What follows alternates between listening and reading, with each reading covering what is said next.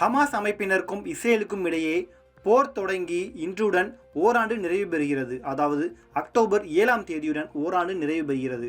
காசாவில் இருந்து மீண்டும் ராக்கெட் தாக்குதல் தற்போது இஸ்ரேல் மீது நடந்துள்ளது.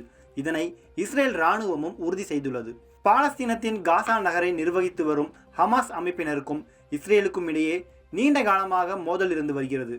இந்த நிலையில் கடந்த ஆண்டு அக்டோபர் மாதம் திடீரென இஸ்ரேலுக்குள் புகுந்த ஹமாஸ் அமைப்பினர் கண்மூடித்தனமாக தாக்குதல் நடத்தியதோடு பலரையும் பிணைய கைதிகளாக பிடித்து சென்றனர். இதனால் கடும் கோபமடைந்த இஸ்ரேல் ஹமாஸ் அமைப்பினரை ஒழித்து கட்டாமல் விடமாட்டோம் என அந்த அமைப்பு மீது போர் தொடுத்தது. கடந்த ஆண்டு அக்டோபர் 7ஆம் தேதி இந்த தாக்குதலை இஸ்ரேல் தொடங்கியது. ஓராண்டை இந்த போர் தொட்டுவிட்ட நிலையில் இன்னமும் இந்த சண்டை முடிவுக்கு வந்த பாடில்லை. இஸ்ரேல் ஹமாஸ் அமைப்பினருக்கு இடையே தொடங்கிய இந்த சண்டை தற்போது இஸ்ரேல் ஈரான் மோதலாக வெடித்திருக்கிறது. இதற்கிடையே இஸ்ரேல் ஹமாஸ் அமைப்பினர் இடையே போர் தொடங்கி இன்றுடன் ஓராண்டு நிறைவு பெறுகிறது.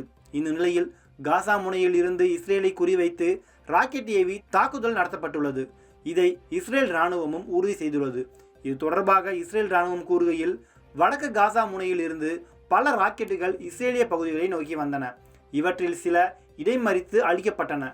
சில ராக்கெட்டுகள் திறந்தவெளி இடங்களில் விழுந்தன. இஸ்ரேல் படைகள் உஷார் நிலையில் வைக்கப்பட்டுள்ளன என்று தெரிவித்துள்ளது.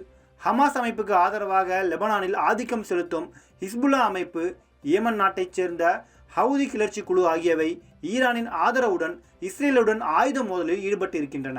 இதனால் ஹிஸ்புல்லா அமைப்பினரை குறிவைத்து லெபனான் மீது மிகப்பெரிய வான்வழி தாக்குதலை இஸ்ரேல் தொடங்கியுள்ளது.